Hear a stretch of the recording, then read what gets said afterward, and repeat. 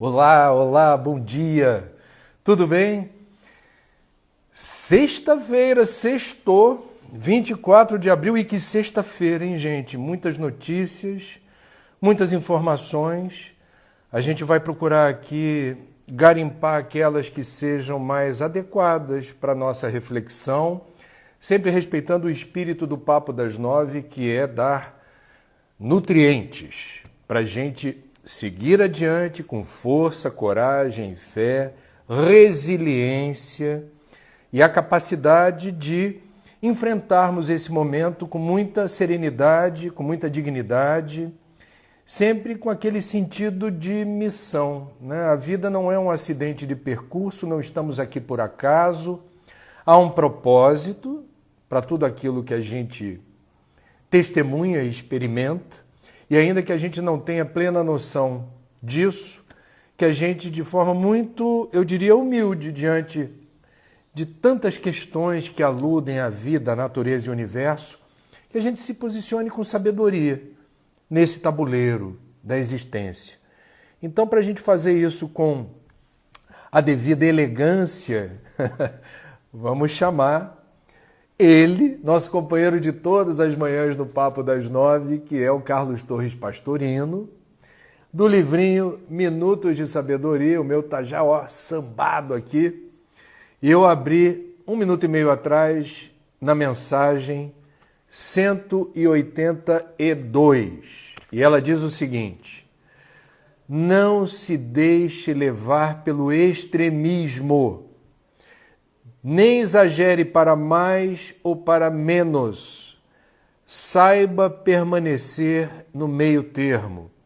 Se correr demais, cansará.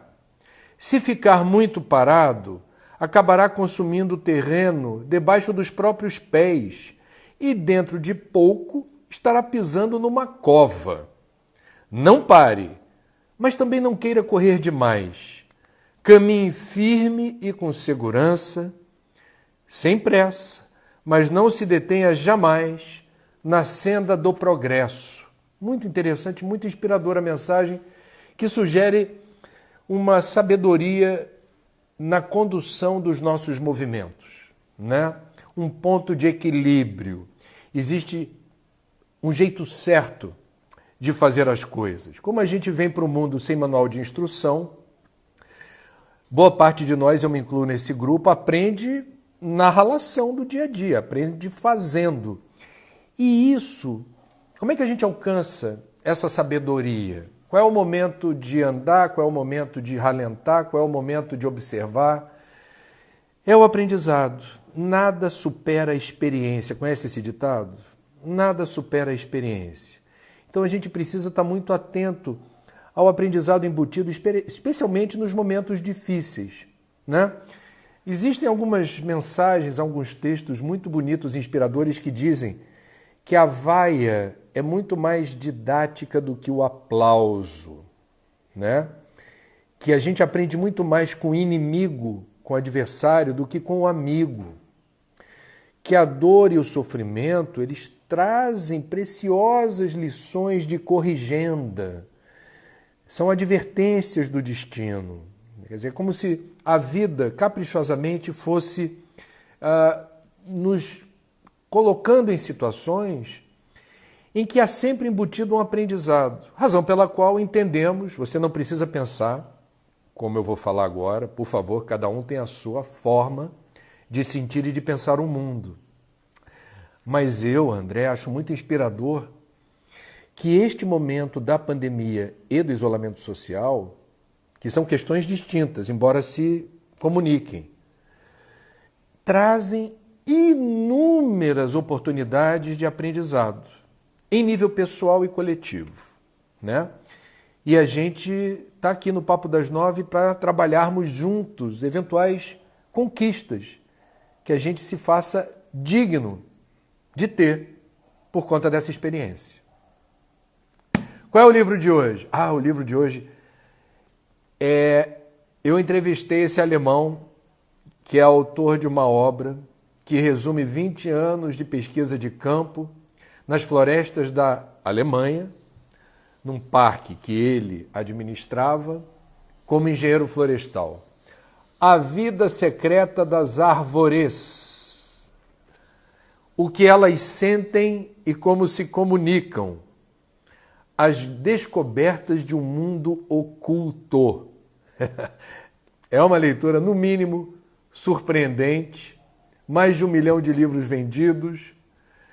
E a explicação do livro, na 4ª capa da versão em português, traz a seguinte informação. Assim como nós, as árvores também se comunicam, mantêm relacionamentos, formam famílias, cuidam dos doentes e dos filhos, têm memória, defendem-se de agressores e competem ferozmente com outras espécies, às vezes até mesmo com outras árvores da mesma espécie. Algumas são naturalmente solitárias, enquanto outras só conseguem viver plenamente se fizerem parte de uma comunidade.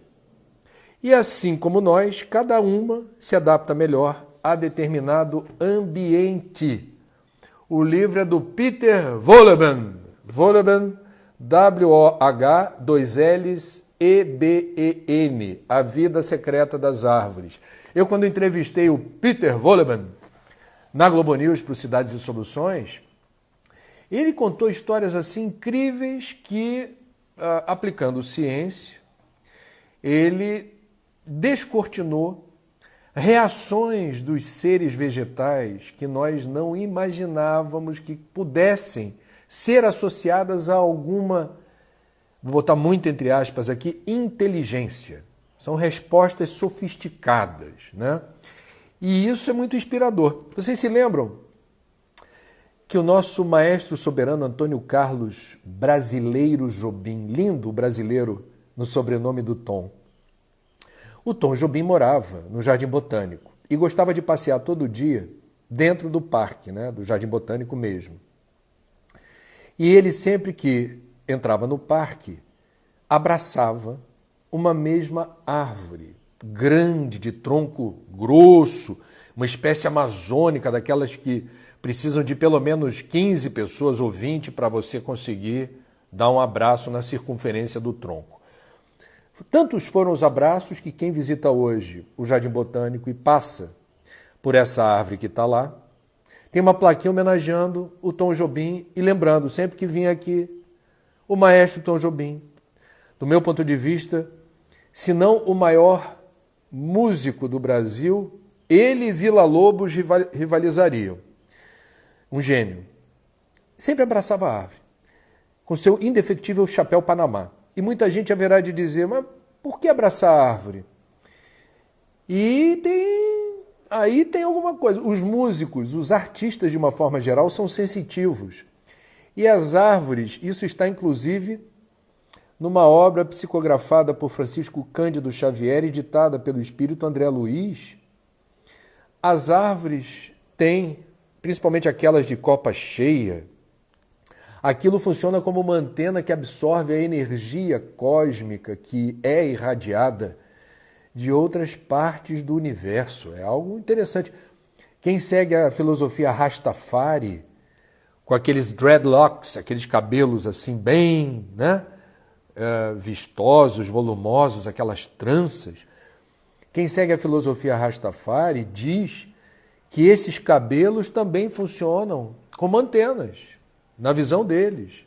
Então tem muita coisa que a gente, por ignorância, por vezes faz piadinha, desrespeita, sem conhecer direito o que dizem certas tradições, né? Então, eu, por exemplo, sempre que posso, a Cláudia é testemunha, eu sou um abraçador de árvores. Eu gosto de dar um abraço numa árvore porque me faz bem. Quem nunca experimentou, fique à vontade. Mas se fizer isso durante o isolamento social, faça isso com máscara, mantendo a distância de 1,5 metro de todo mundo, e de preferência uma árvore que ninguém gosta de chegar perto. Colocar nesses termos. Muito bem, doação. Todo dia a gente está dando sugestões aqui do que é possível fazer em favor de quem mais precisa. Então, quem tem algum recurso sobrando, por favor, engrosse a corrente de solidariedade numerosa que existe no Brasil e que não é notícia, hein? Olha que as reportagens, há sempre espaço para quem está fazendo o bem. Se você reparar, as mídias estão abrindo esse espaço sim, mas não dá conta, porque é muita gente fazendo a diferença em favor de quem mais precisa. Hoje a gente vai sugerir que você, em qualquer lugar do Brasil ou do mundo que nos acompanha, que você tenha a iniciativa de verificar quem está fabricando máscaras para vender e que esteja precisando do dinheiro. Percebe? Olha só. O Brasil passou a respeitar o uso de máscaras e isso se tornou obrigatório em cidades como o Rio de Janeiro. São Paulo também está com essa orientação. No Rio é obrigatório. Então você precisa ter máscara. Ah, mas onde é que eu vou comprar? Então já está pipocando por aí muita gente que faz. E está vendendo, o preço médio que eu estou vendo aqui no Rio é R$5. Minha sugestão, é apenas uma sugestão. Informe-se sobre quem está vendendo e priorize quem precisa desse dinheiro. Precisa mesmo. Porque se tem muita oferta de máscaras, está todo mundo fazendo, certamente há nessa constelação de oferta aqueles que estão fazendo porque precisam desse dinheirinho. Então, é uma forma de ajudar. E você vai estar ajudando a você. Ah, mas eu já tenho máscara. Então, compra de quem precisa e doa para quem não tem máscara. Doa para quem está ali no teu perímetro, que você sabe que está numa situação difícil. Ok? Tem sempre um jeito da gente ajudar. Tem sempre um jeito de ser solidário. Esse é apenas um caminho que eu estou sugerindo. Muito bem, vamos fazer um briefing de notícias. Hoje eu vou ter que ser breve, porque o que não falta é notícia para essa sexta-feira. Bom, a primeira notícia do dia é que nós teremos daqui a pouco às 11 da manhã uma coletiva do ministro da Justiça, Sérgio Moro, que poderá deixar o governo. Bom, a demissão de Sérgio Moro, se acontecer, pode não acontecer, o desgaste é público. Há uma divergência clara, uma fratura, que agrava a distância que já separava o ministro da Justiça do presidente da República. O presidente da República exonerou unilateralmente o diretor-geral da Polícia Federal, Maurício Valeixo. Bom, em que momento isso acontece? Acontece no momento em que o presidente Bolsonaro está negociando com lideranças do Centrão, leia-se Valdemar Costa Neto, leia-se Roberto Jefferson, entre outros apenados, que já foram condenados pela justiça, já foram presos, em momentos, eu diria, vexatórios da história da República. O presidente Jair Bolsonaro está conversando com esse povo para tentar mudar o jogo de forças no Congresso, porque o inimigo político número 1 do presidente chama-se Rodrigo Maia, e seria uma forma de tentar mudar esse jogo de forças no Legislativo, se compondo politicamente com condenados, inclusive pela Lava Jato, que teve à frente o ministro Sérgio Moro, e que contou também com a ajuda do policial federal hoje, diretor-geral da PF, Maurício Valeixo. Essa demissão do diretor-geral da Polícia Federal também ocorre no momento em que, por determinação da Procuradoria-Geral da República, endossada pelo Supremo Tribunal Federal, o ministro do STF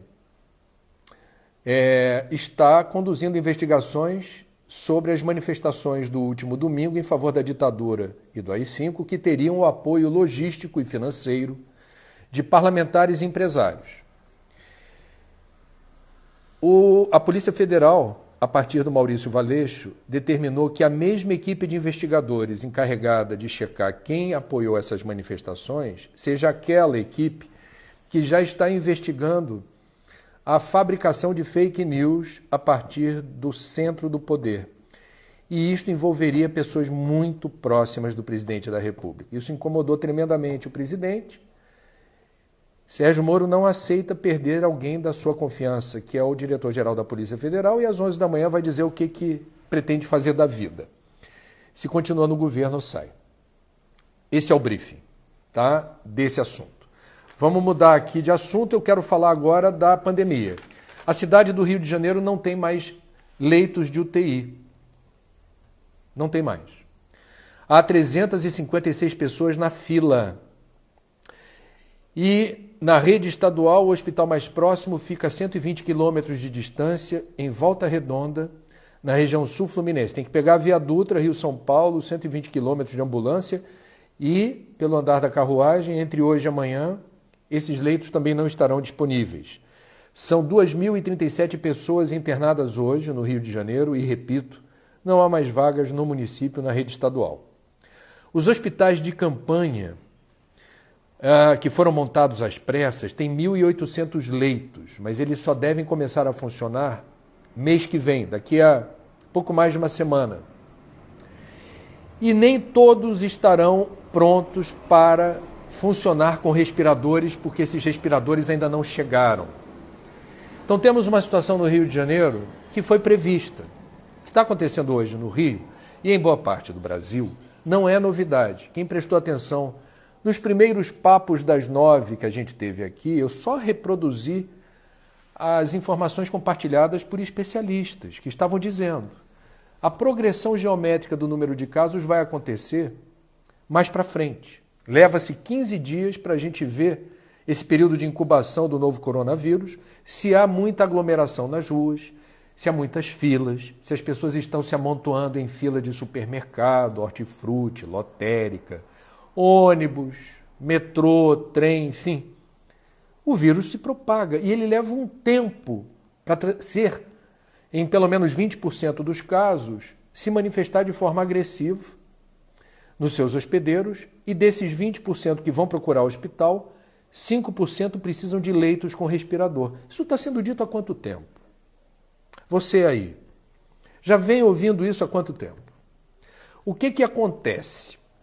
Antes da pandemia, nós já tínhamos uma rede pública de saúde que não funcionava bem na maior parte do Brasil, estava já colapsada. Vejam o exemplo que eu vou dar. A Defensoria Pública do Rio tomou partido em favor de pacientes que não conseguem ter leito com respirador e estão necessitando. E a Justiça faz o quê? Quando isso chega para um juiz? Ele dá a sentença. Obrigo o Estado, obrigo o poder público a dar um leito com respirador. Ok. Sentença não se discute, sentença judicial se cumpre. Não tem leito. Então, a Defensoria conseguiu em um mês 35 sentenças judiciais beneficiando 35 pacientes. Qual foi o efeito prático disso? Zero. Porque não tem leito. Não tem leito. Então veja, nós estamos... E quantas vezes você ouviu que não importa o prestígio, não importa o dinheiro, não importa o plano de saúde, não importa quem você seja. Tem uma hora, tem um momento. Isso não aconteceu só no Brasil, não está acontecendo só aqui, em todo o mundo. Tivemos o mesmo problema. Tem uma hora que você vai alcançando o pico da pandemia, o Brasil não chegou lá ainda, em que não há mais leitos. Por isso que é preciso ficar em casa. Por isso que o governador do estado do Rio ontem à noite disse: não tenho nenhum prazo definido para flexibilizar as regras de restrição na circulação das pessoas. Por isso que ontem o governador de São Paulo voltou atrás naquela história do vamos liberar dia 11 de maio. Ele já tinha deixado na condicional, na verdade. Falou, podemos liberar, mas ontem ele percebeu que menos de 50% dos paulistanos respeitavam o isolamento social. Ele disse, se mantivermos esse índice, que não é adequado, eu não vou flexibilizar nenhuma atividade comercial e outros setores da economia. Seria irresponsável. Seria irresponsável. Aliás, São Paulo, para vocês verem, amanhã já determinou. Óbitos por Covid-19, os corpos não serão enterrados imediatamente, não haverá nem velório. Então, gente, eu estou dizendo tudo isso, eu sei que são notícias duras, tá? E peço desculpas.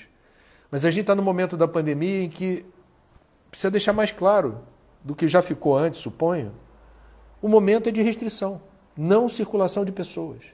Não é para ir para a rua, não é para ficar zanzando no meio de outras pessoas, porque você pode eventualmente se ver em apuros. E eu não desejo isso para vocês, não desejo isso para ninguém. Que cada um faça a sua parte. Nesse momento, para enfrentar uma doença que não tem vacina, não tem remédio conhecidos, e não temos progressivamente leitos disponíveis, que a gente faça a nossa parte, que é o quê? Fique em casa, pelo amor de Deus. Vamos lá. Seguindo em frente, a gente vai aqui começar a responder a pergunta de vocês. Eu espero que o Anderson, em Campina Grande, faça chegar as perguntas. Eu tenho aqui o luxo de ter um assessor super competente que faz essa triagem das perguntas. Enquanto isso, deixa eu dizer uma coisa importante.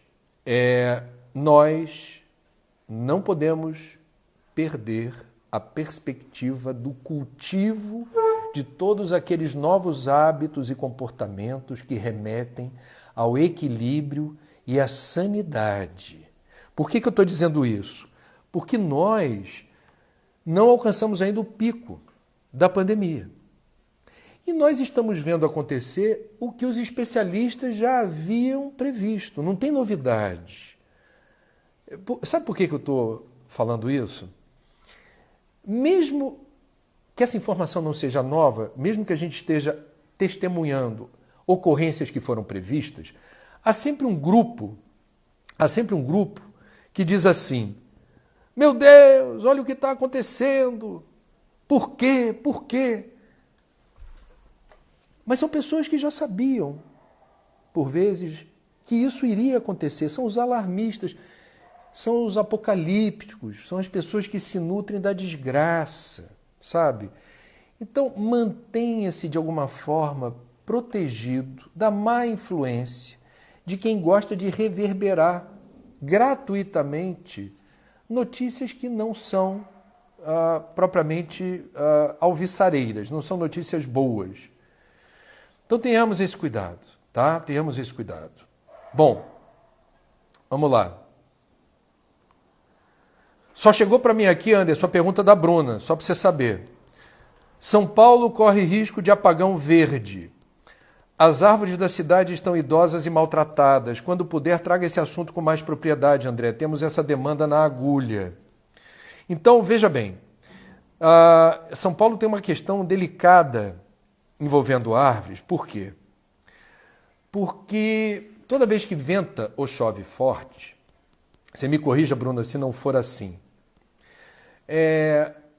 parte de São Paulo fica sem luz, os semáforos apagam e é o caos. Então temos uma questão em São Paulo que me parece delicada, que é a seguinte: a árvore está associada a problema. A árvore, no perímetro urbano, está associada a colapso no fornecimento de energia, risco de galho cair e causar algum tipo de problema, acidentes, muros das casas, cair sobre postes. Será que precisa ser assim? Eu acho que o desafio que está colocado para São Paulo, certamente alguém já fez isso, e alguém me corrija se não tiver feito, é planejar melhor a logística, as rotinas de quem cuida de parques e jardins, escolhendo a dedo quais espécies são adequadas para cada região da cidade. Tem ciência no plantio de árvores, quais as árvores importantes de serem plantadas para reduzir a velocidade da chuva, como se fosse um efeito esponja, quais as árvores que não podem ser frutíferas, porque frutos atraem a molecada que vai querer pegar a fruta e isso pode precipitar risco de acidente, e quais as árvores que são mais resistentes a ventania e chuva forte. E onde a fiação deve ser colocada, porque essa rede aérea não existe em vários países do mundo do hemisfério norte, que tem dinheiro para gastar com isso. São Paulo é uma cidade rica. Então, fiação subterrânea. Não tem que ter poste com rede aérea, bota tudo debaixo da calçada. Aqui no Rio de Janeiro houve um movimento nesse sentido, durante algum tempo se investiu, depois NECA, acabou. Vamos lá. Agora sim. Chegaram as perguntas. Vamos lá. Nani Prata. André, qual a sua dica espiritual para quem está começando a estudar a doutrina espírita como escolha de acolhimento nesta pandemia? Comece pelo Evangelho segundo o Espiritismo, se você tiver essa opção.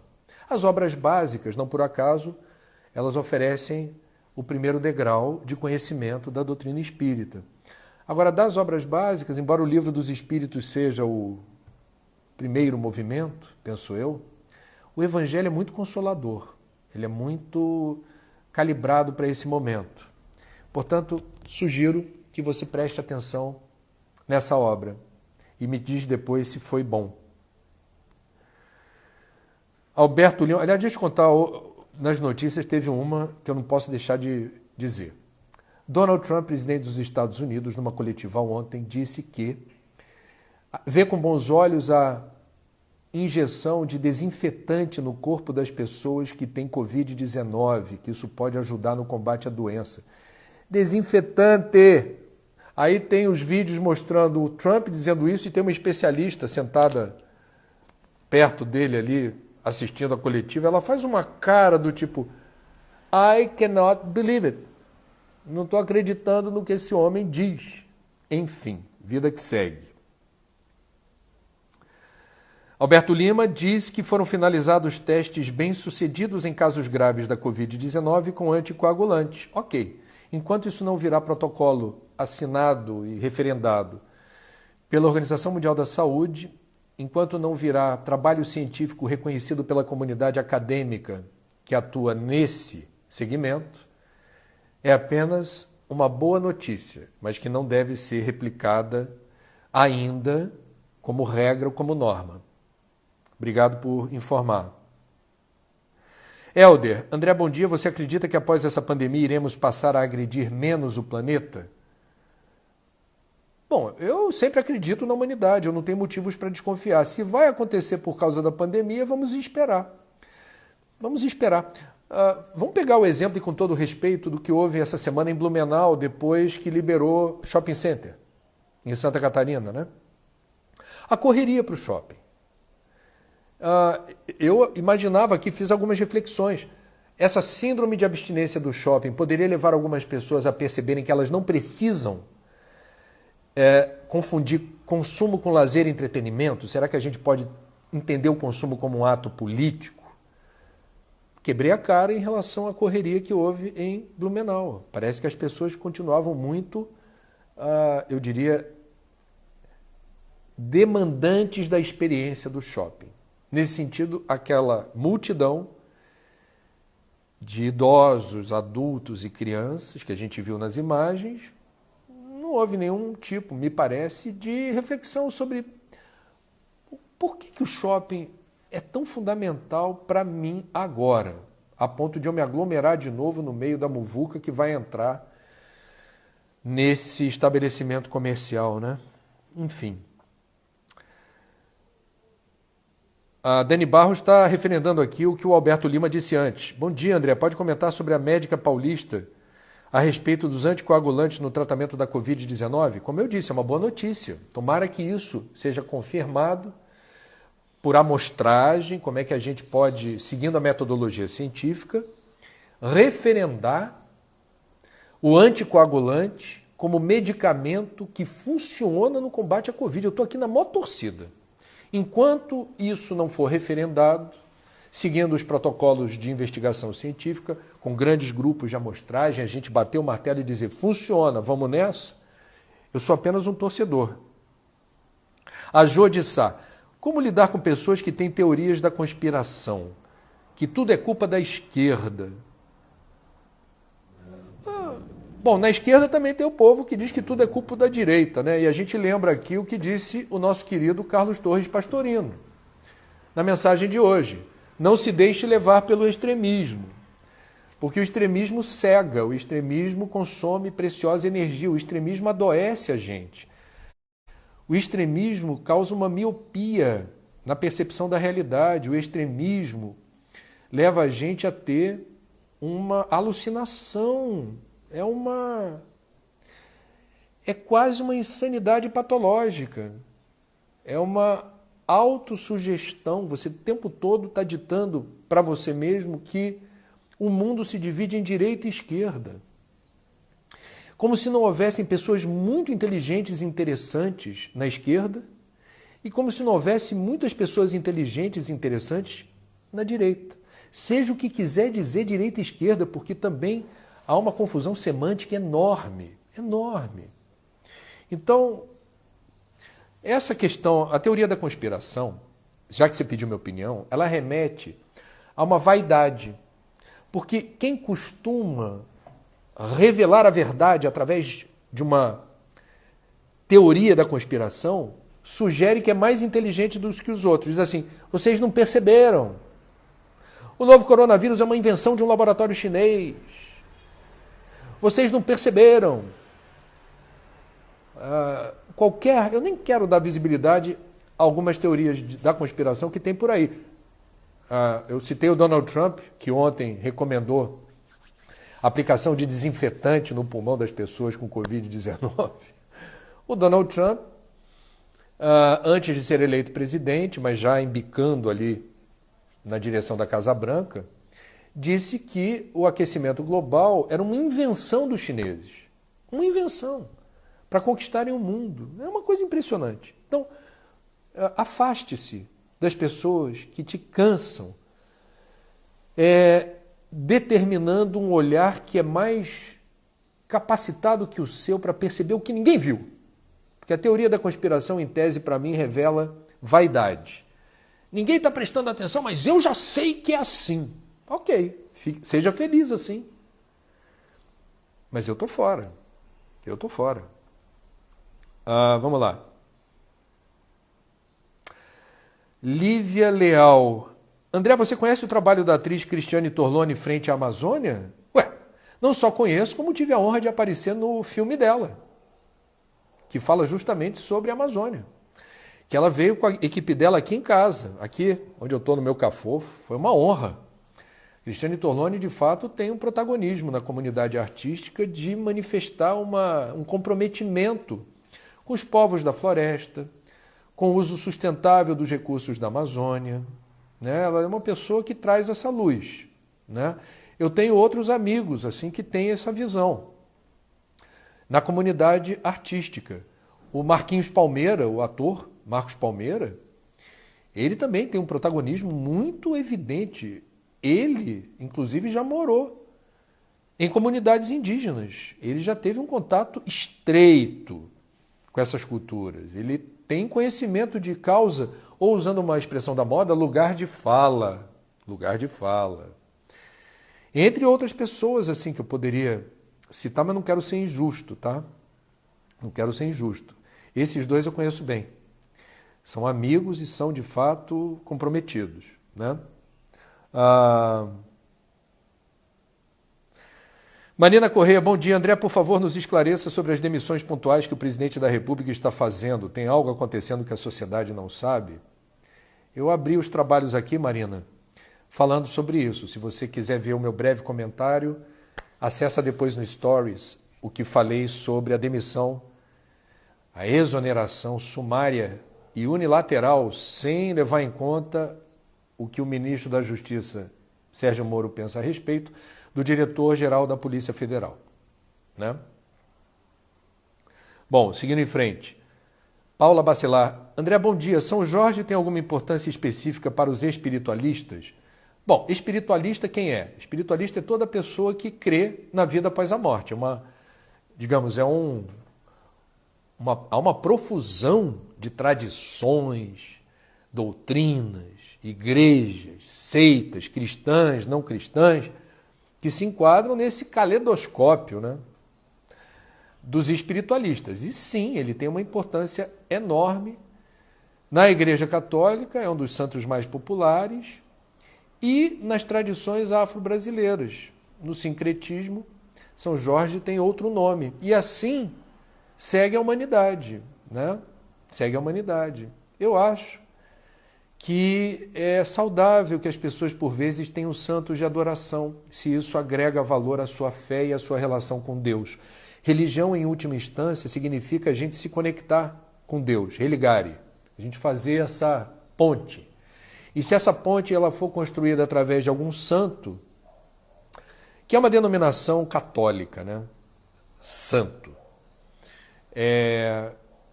E que isso venha a fortalecer você, ótimo.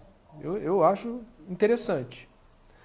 Não tenho rigorosamente nada contra. Eu, particularmente, sendo espírita, gosto muito da figura de Francisco de Assis. Ela é muito inspiradora para mim. Eu e Cláudia já estivemos juntos na Úmbria, na cidade de Assisi, que parou no tempo, congelou. Os lugares por onde São Francisco e Clara passearam, os momentos históricos de cada um, em cada lugarzinho da cidade, está tudo lá. Está tudo lá.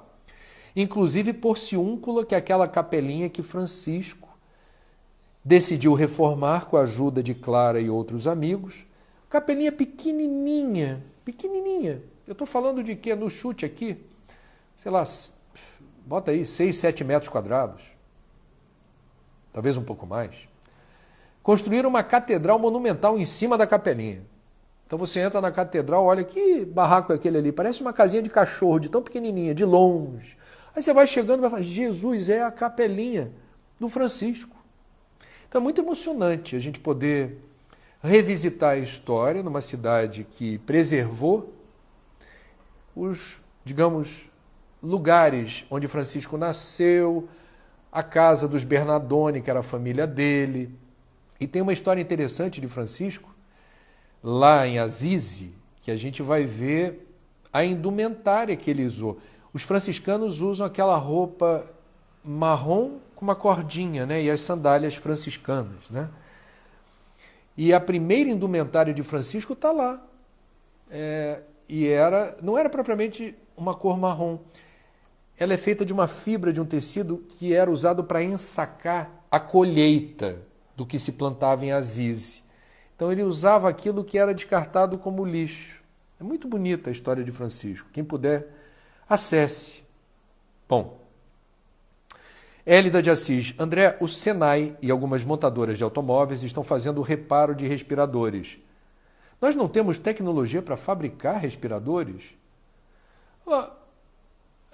Desenvolvimento tecnológico, eu me lembro de uma explicação dada pelo ex-ministro Mandetta, numa daquelas coletivas, saudosas coletivas. Ele disse, claro que o Brasil pode vir a fabricar respiradores, mas isso leva tempo. Você tem uma linha de montagem que passe a usar todos os componentes necessários para disponibilizar no mercado respiradores, isso vai levar um tempo. E possivelmente, quando tudo isso ficar pronto, a demanda por respiradores brasileiros não seja mais tão importante. Agora, eu acho que é importante produtos alternativos. Ou seja, Hélida, que a gente não queira fazer respirador igualzinho à forma original. E o brasileiro, ele é muito criativo. A gente já tem por aí, você já deve ter visto alguma reportagem de similares a respiradores convencionais. Isso eu acho legal. Eu, se fosse ministro da Ciência e Tecnologia, daria um prêmio, o valor que for, 50 mil, 500 mil reais, 1 milhão, para o primeiro grupo que inventasse um modelo alternativo de respiradores que pudesse ser fabricado em escala no curtíssimo prazo. Eu dava prêmio em dinheiro, com dinheiro público. Eu falava, eu dou dinheiro para quem conseguir desenvolver uma nova tecnologia equivalente ao respirador que a gente precisa para disponibilizar em tempo ultra rápido por aqui. Simples assim. Ah, André, tem que dar dinheiro? Tem que dar dinheiro. Ajuda. Dá um gás nas pessoas que estão pensando se vou fazer isso, vai dar trabalho. Não, dá um prêmio, merece. Cláudia, André, o que você pensa sobre grande parte da população achar que o vírus é invenção, apesar de todas as evidências? Cada um pensa o que quer. Nesse momento é um ato de profundo egoísmo.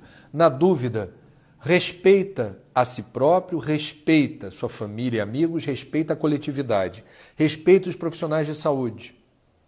Se você tem dúvida, respeita. Se você não acredita, você está numa categoria preocupante de pessoas que negam a ciência.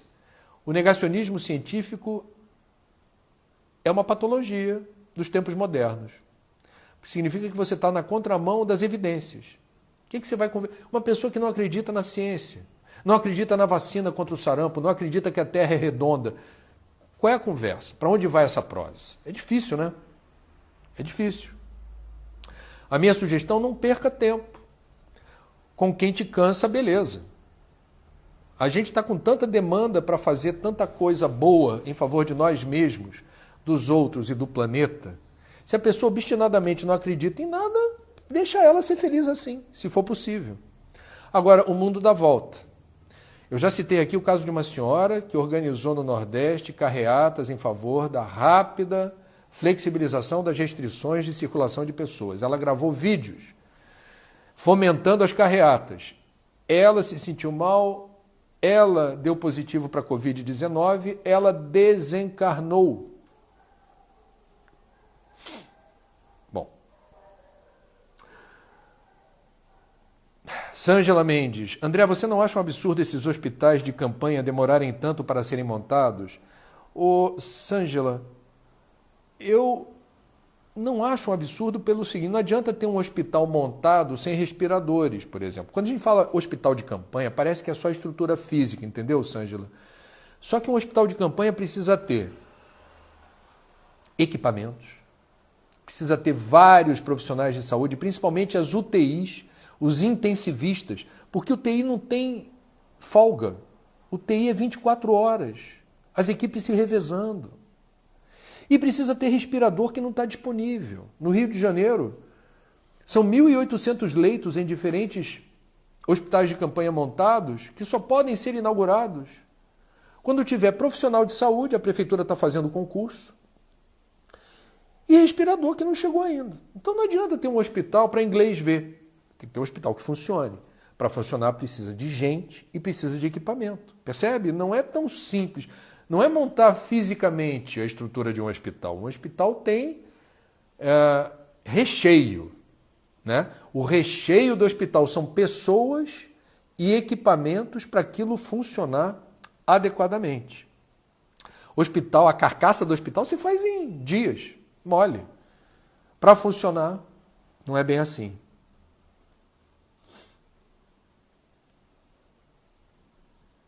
Leila Ervati leu uma matéria sobre a utilização de ventiladores artificiais que podem contribuir para o aumento de mortes.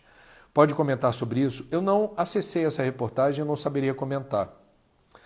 Tudo que se inventa e que não é protocolar, não vem sendo usado em hospitais, enfermarias, para a gente avalizar, endossar e dizer, que boa ideia, vamos replicar aqui, você precisa ter Conselho Federal de Medicina, comitê de notáveis na área da saúde dizendo isso funciona, vamos nessa. Se for no chute, há riscos que não devem ser corridos, entendeu? Cláudia Barros. André, o que você pode falar sobre a abertura de escolas e a volta às aulas normalmente no ensino médio do Distrito Federal? Bom, a pergunta básica é: qual a progressão de contágio do coronavírus em Brasília? 2. Quantos leitos disponíveis para socorrer as pessoas que precisam? 3. Está sendo possível realizar testes? Porque testagem em massa não dá porque não tem kit. Então, testes por amostragem, seguindo a metodologia científica para você ter segurança nessa decisão. Então, Brasília, quando a gente fala Brasília, você está falando do quê? Distrito Federal, plano piloto? E as cidades próximas? Porque Brasília, parabéns, Brasília completou 60 anos, né? Essa semana, parabéns. Brasília não é só o plano piloto. Brasília tem um entorno. Brasília tem muita favela. Brasília tem muita gente mal servida de hospital no entorno. Então, bom, eu não estou em Brasília, não estou vivendo a realidade de Brasília no dia a dia, mas eu dei aqui as coordenadas que têm norteado decisões em outros países e também no Brasil. São Paulo e Rio de Janeiro, por exemplo, que são os dois maiores centros urbanos do país, estão muito cautelosos em reabrir unidades de ensino e isso sequer foi ventilado até o momento. Por que em Brasília seria diferente, eu não sei. Tem que ver os dados de Brasília para ter segurança. Porque em boa parte do mundo houve assodamento na flexibilização das restrições e o número de casos voltou a aumentar depois. Esse é o maior pesadelo do governante porque ele fica com a marca da decisão equivocada. Cris Aralice. André, essa pressão da classe empresarial para abrir comércio, etc., também ocorreu em outros países que passaram por essa pandemia? Certamente. Nos Estados Unidos está ocorrendo. Tem manifestação lá também, né? Do eleitorado do Trump, que ouviu o líder sinalizar a necessidade de retomar a rotina. Então sempre haverá segmentos que questionam o isolamento social, em parte dos casos, movido por interesses próprios, o que é condenável, né? A pandemia expõe o nosso nível de comprometimento com o coletivo. Reparem nisso. Qual a importância que eu dou para o coletivo? Qual a importância que eu dou para a comunidade em que eu estou inserido? Quando a gente enfrenta uma pandemia, a gente se revela mais ou menos sensível a interesses coletivos. Vamos lá. Márcia Adegas. Os estados que estão com folga e já estão abrindo comércio não poderiam emprestar os respiradores, preferencialmente os estados alinhados com o presidente? Bom, pelo que eu tenho ouvido os especialistas falarem a respeito, os estados que estão flexibilizando o comércio seguem aquela reguinha para ver quantos contagiados por aqui, qual é a velocidade de propagação do vírus e quantos leitos eu tenho disponível ou disponíveis. Por quê? Porque eu só posso abrir gradualmente, com muitas restrições, tendo backup. Eu tenho margem, eu tenho folga. Se houver um repique, eu tenho como atender. Não sei se me fiz entender aqui. O que hoje parece excedente, amanhã pode não ser. Porque pandemia não é uma ciência exata. Cada dia você tem um cenário, uma foto. É como se fosse um rolo de filme e cada fotograma traz uma cena. Ok? Então, nos estados que estão flexibilizando, não significa que eles não precisam mais dos respiradores. Eles só estão flexibilizando porque eles têm respiradores ali, na retaguarda. É o que eu entendi das explicações dadas até aqui. Claudinha Ramdan.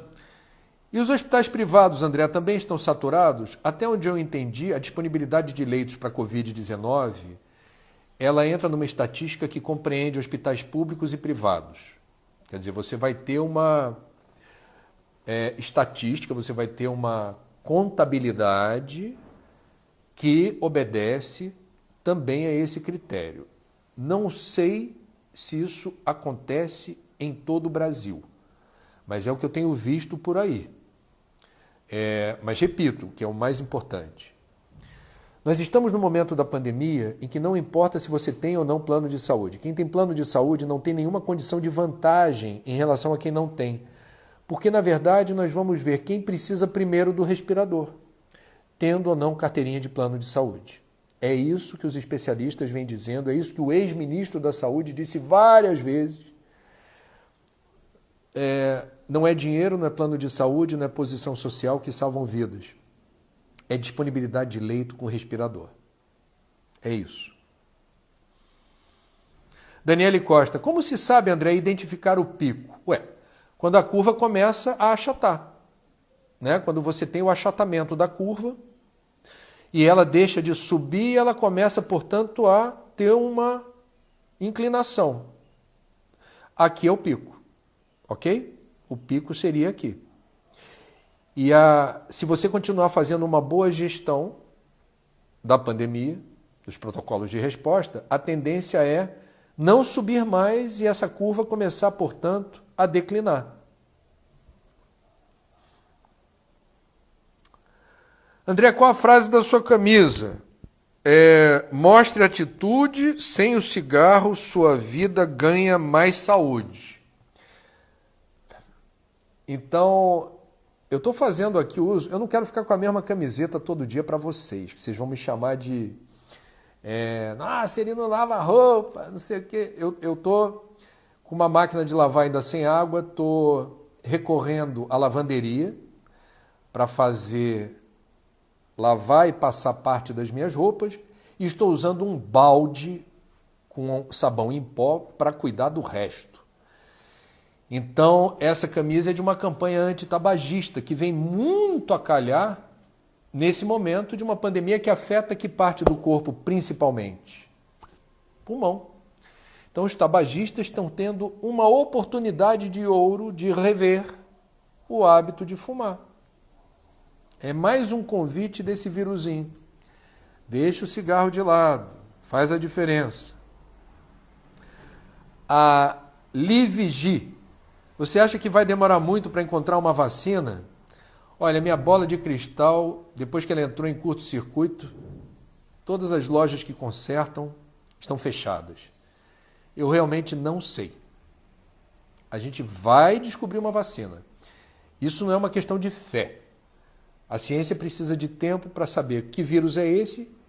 As cepas diferentes do vírus determinam que tipo de protocolo na busca de um remédio, de uma vacina. A gente vai descobrir.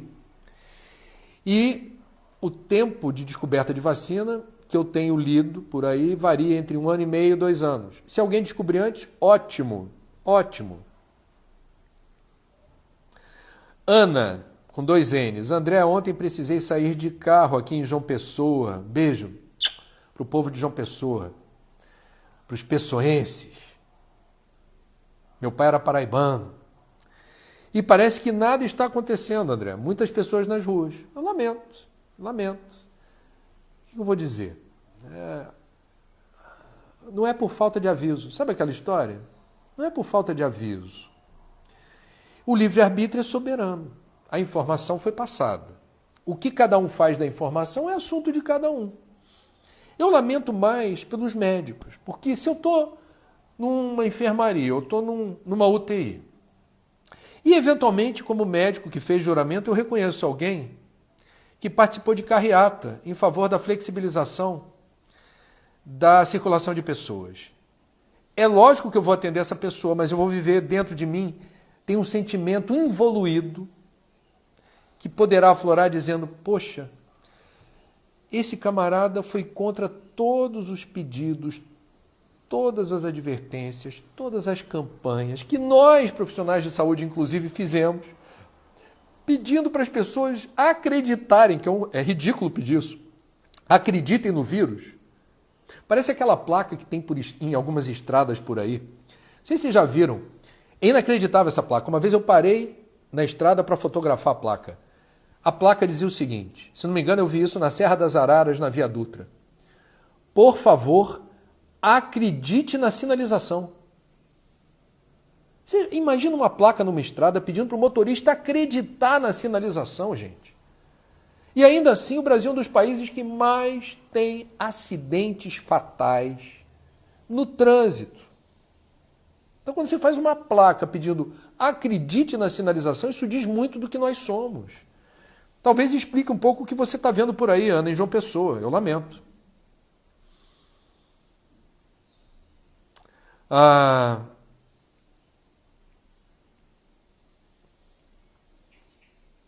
Debbie diz assim, André, e as festas clandestinas no Rio que a televisão mostrou? Mais uma vez, irresponsabilidade de quem dá a festa, irresponsabilidade de quem abre a casa para dar festa e irresponsabilidade de quem aceita o convite para ir à festa. Eu quero lembrar um caso de São Paulo, que eu agora não vou conseguir, pela memória, puxar os números. Uma família inteira, uma festa familiar no interior de São Paulo.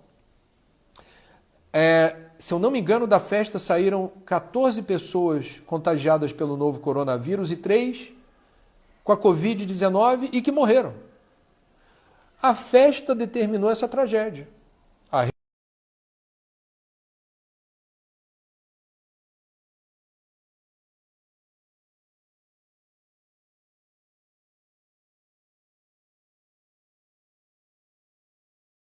Está indo bem no governo, nunca mais falou-se dela. Bom, eu agora você me pegou, porque ela queria, eu vou dar um exemplo de como ela está em maus lençóis. Ela quis mexer na presidência da Fundação Palmares, que tem um senhor negro, que critica aqueles que dizem que existe racismo no Brasil, que já falou bem da escravidão no Brasil, inacreditável. E ele está à frente de uma fundação, com o apoio do presidente da República, que foi criada, a Fundação Palmares, para defender direitos que até hoje, em pleno século XXI, não estariam sendo suficientemente respeitados na direção de uma igualdade étnica. A Regina Duarte, na largada dela na Secretaria de Cultura, no Ministério da Cultura, disse: eu quero mudar minha equipe. Não conseguiu. Não conseguiu. Eu acho, cada um com seu cada um. Se ela se sente feliz não podendo fazer o que ela gostaria, eu não vou julgar. Agora, para eu aceitar um cargo público, o mínimo minimorum para ir na direção de um governo é saber que governo é esse, que credibilidade ele tem para fomentar a cultura e que carta branca eu tenho para fazer o que eu acho importante. Será que a Regina Duarte teve essa cautela? Não sei. Bom, outra pergunta da Ana. André, tenho 75 anos e minha filha faz tudo para mim. Moro sozinha. Até quando temos que ficar em casa? Agradeça ter uma casa. Agradeça, dona Ana, ter uma filha que cuida da senhora. A menor preocupação da senhora agora é saber até quando isso vai durar. Deus a abençoe por ter uma filha que cuida da senhora e um lugar seguro para ficar. Graças a Deus. O que não sabemos dizer, ninguém sabe com precisão, é até quando isso vai durar. E não é um problema, não deveria ser. Porque nós, graças a Deus é o caso da senhora, que ainda temos um refúgio, ainda temos comida, ainda temos recursos para nos manter, a ponto de poder ajudar quem precisa. Estamos atravessando esse momento grave, delicado, em condições muito mais favoráveis do que uma parcela numerosíssima da população.